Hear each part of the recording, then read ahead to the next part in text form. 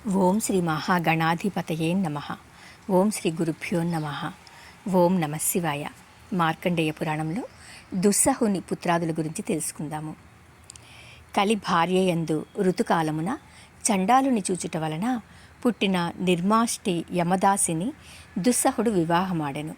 దానియందు దంతాకృషి, వ్యక్తి, పరివర్తి, అంగయుక్కు, శకుని, గండప్రాంతకుడు, గర్భజ్ఞుడు, స్తన్యజ్ఞుడు అను 8 కొడుకులు పుట్టారు. మరియును నియోజిక, విరోధిని, స్వయంభార, కరిభ్రామిని, ఋతుహారిక, స్మృతిహారిణి, బీజహారిణి, విద్వేషిణి అను 8 పుత్రికలు పుట్టారు.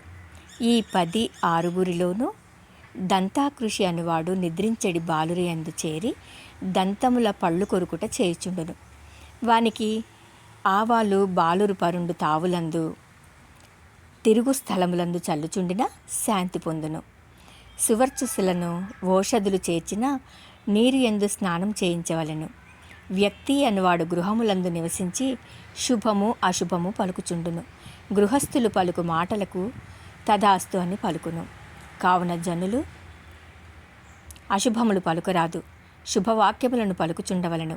ప్రమాదమున అశుభవాక్యము పలికిన హరినామస్మరణము చేయవలను. పరివర్తకుడు అనువాడు స్త్రీల గర్భముల నుండి పిండములను చెడగొట్టును. కావున గర్భరక్షణ మంత్రములు చెప్పించవలెను. అంగయక్కు అనువాడు వాయురూపమును శరీరమునందు చేరి భుజములు మొదలగు అవయవములను కదిల్చి శుభాశుభములను తెలుపును.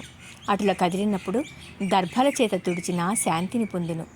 శకుని అనువాడు కాకి, గుడ్లగూప, బల్లి మొదలగు వాటి అందుండి కీడు మేళ్ళు పలుకుచుండును. గండప్రాంతకుడు అనువాడు గండాంతమను ముహూర్తమున ఉండును. అందువలన బ్రాహ్మణ దేవతలకు వందనము చేసి దీవెనలను పొందుచుండవలను. ఆవు పంచకంలో ఆవాల కలిపి జన్మించిన బాలురను స్నానం చేయించవలను. గర్భజ్ఞుడు అనువాడు పుష్పముల ద్వారా గర్భములందు చేరి పిండములను తినుచుండును. ఆచారము గల వారిని, దైవభక్తి గలవారిని చేరవు. స్తన్యజ్ఞుడు అనువాడు సస్యాదులు పాడు చేయును. వాని రక్షలకు పాత చెప్పులు, వికారపు బొమ్మలు సమస్యల యందు ఉండవలెను.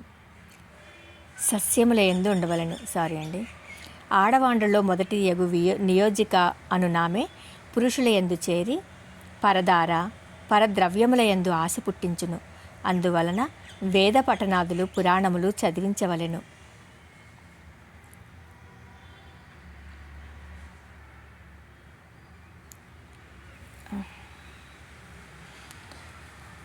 ఓం నమ శివాయ.